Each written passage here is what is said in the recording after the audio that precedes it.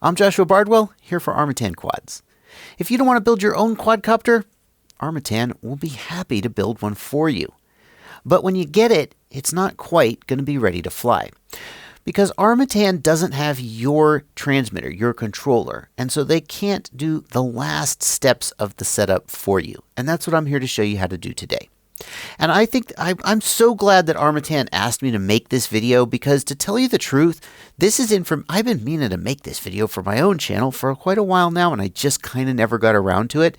These are really essential steps that everybody should do when they first build a quadcopter, buy a quadcopter. Every single one needs this done. So let's get into it.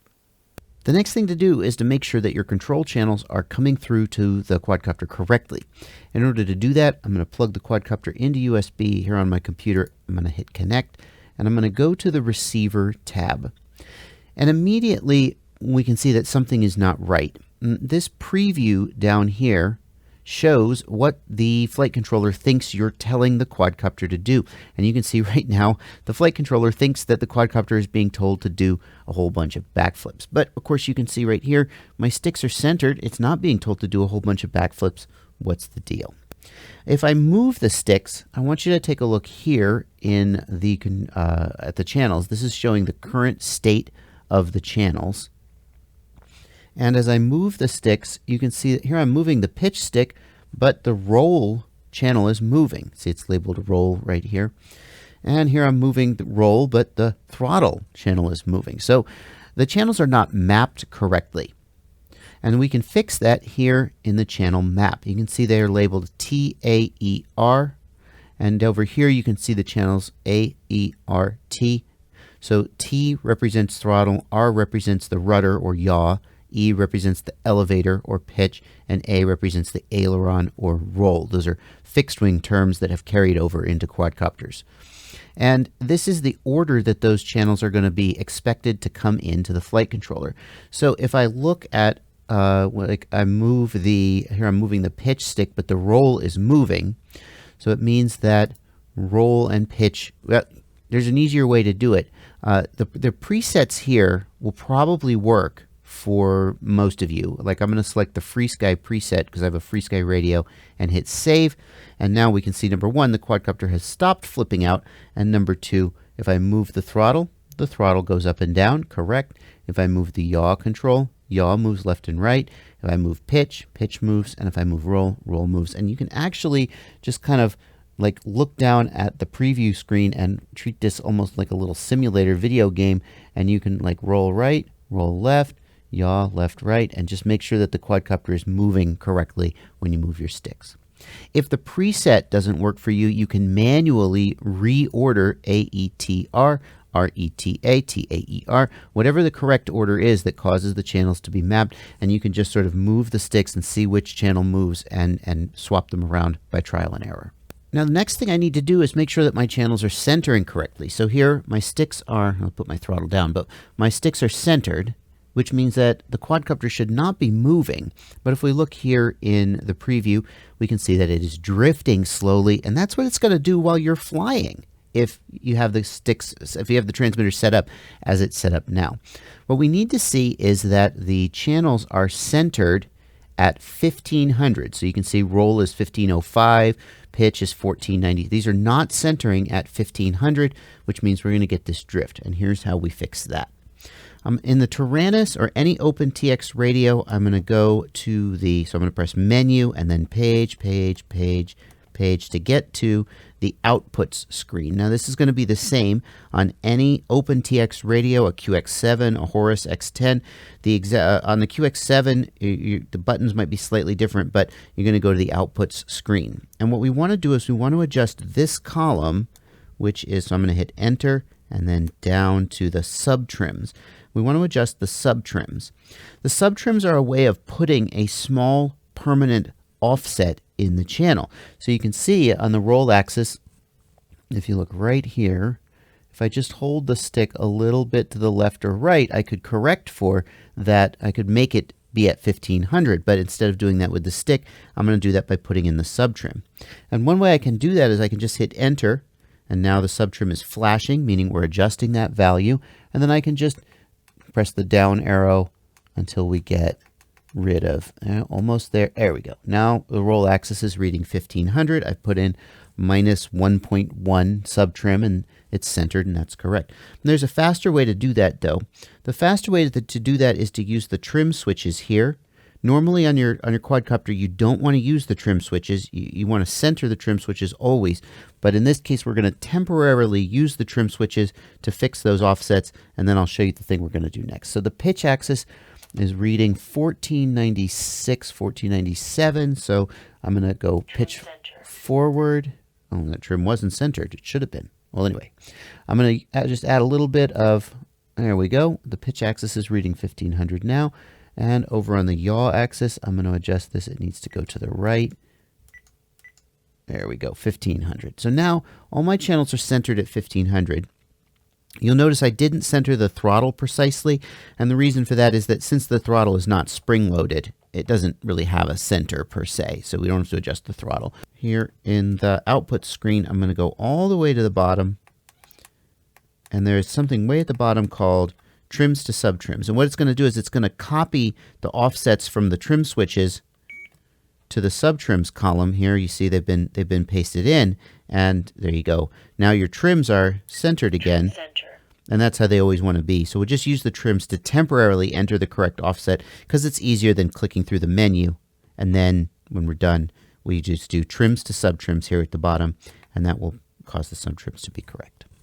The final thing we need to do is make sure that our endpoints are correct. And what I mean by that is if I hold the roll axis all the way to the left, you'll see that the roll axis is reading 987. And if I hold it all the way to the right, you'll see it's reading 2011. We need these numbers to be 1000 and 2000. And this will ensure that your movement is consistent. If your endpoints are not correct, the quad may turn left faster than it turns right. Or you may find that you don't get the full motion or throttle power that you're actually capable of getting. If your endpoint on your throttle is not correct, then when you raise the throttle to full throttle, the quadcopter may not think you're at full throttle. It'll be like you haven't got the gas pedal all the way down because it doesn't perceive that the endpoint is how it needs to be. So the way I can do that is by adjusting these two columns in the OpenTX radio. I'm going to press Enter. I'm going to go down to the min value and press Enter, so it's flashing. That means I'm adjusting that value, and then while holding the stick all the way to the left, I'm going to use two hands here. While holding the stick all the way to the left, I'm going to just adjust this value until I see the roll channel reading 1000 in the, oh, there we go. I got it in the configurator. And you see the value is 97.5, and in fact, if you look, the values, you see I've got these channels all set to 97.7. My experience has been that you almost always end up on an OpenTX radio with the exact same value, as long as you're using like an S-Bus or a serial receiver. There we go. Yeah, see, 1000. And then I'm going to hold it all the way to the right, and I'm going to adjust that one, and guess what? It's going to come down to 97.7 as well. What I'm looking for is that here, I want to see 2000 when I move the stick all the way to the right, and 1000 when I move the stick all the way to the left, all the way down. If we look here at the pitch axis, 1000, 2000, and you want to see that for all four of your control channels. 2000, 1000 on the throttle, and on the yaw axis, 1000 and 2000. You don't need to worry about your aux channels. You just suffice it to say, you don't need to worry about the endpoints for your aux channels.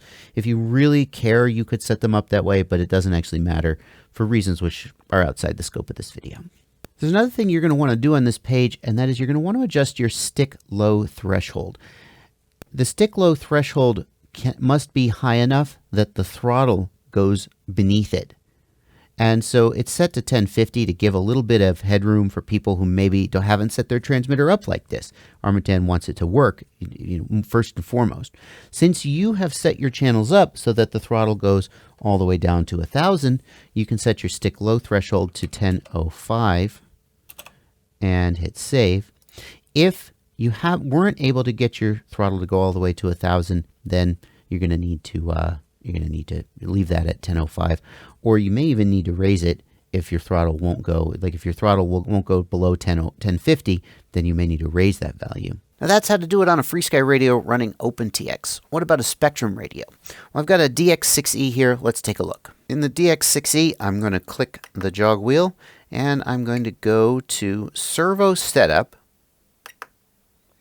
And here, I'm going to adjust the travel, and that is where that's how I'm going to set the endpoints.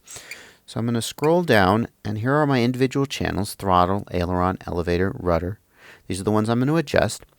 And I am going to click the jog wheel and adjust that up or down to get that endpoint to be 1000 and 2000. Now you'll notice as I'm turning the jog wheel here, I'm adjusting the lower endpoint. How do I adjust the upper endpoint? And the answer to that is you actually move the stick. Hold on, let me move that down slightly. So as I move the stick up, you'll see now I can adjust the top endpoint. And if I push the stick down, it adjusts the bottom endpoint. Now we've got an interesting problem here, which is that on the aileron channel, you can see that both the upper and the lower endpoint are highlighted. And if I click the jog wheel and move it, both endpoints move together, which may not be what we want. It's probably not what you want. You want to adjust those endpoints individually, usually. What you can do in that case is just take the stick and hold it in a given direction. Now you see we're adjusting the bottom endpoint. We can adjust that as need be, and hold it the other way. We can adjust the top endpoint again as need be. To adjust the channel centers, I'm going to go and highlight travel here, click the jog wheel and scroll to the right and find the sub-trim menu. And this is where you can adjust the sub-trim on each of the channels to adjust the channel center to be 1500 in Betaflight. The last thing you'll do if you have a Spectrum radio is reverse the yaw and roll channel. And you'll do that by going here and going to the reverse option. And then you'll click the jog wheel for the aileron and the rudder channel to reverse them. Now that your channels are set up correctly, you can be assured that the quadcopter is going to do what you tell it to do when you move the sticks. And I think we can all agree that's a good thing. I've been Joshua Bardwell for Armattan Quads.